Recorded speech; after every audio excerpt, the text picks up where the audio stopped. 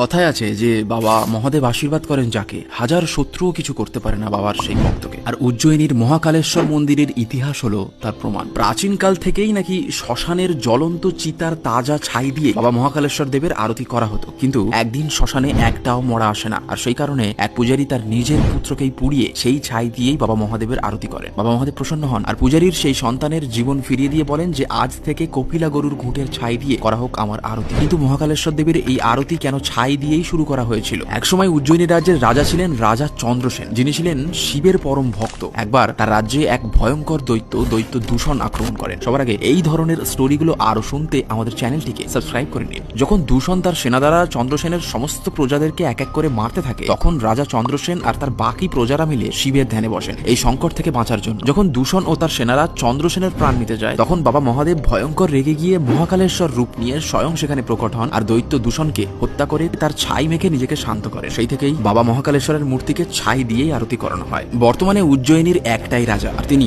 বাবা মহাকালেশ্বর। তাই অন্য কোনো রাজা সেই স্থানে থাকতে পারে না, তা সে দেশের প্রধানমন্ত্রী, রাষ্ট্রপতি, মুখ্যমন্ত্রী যেই হোক না কেন।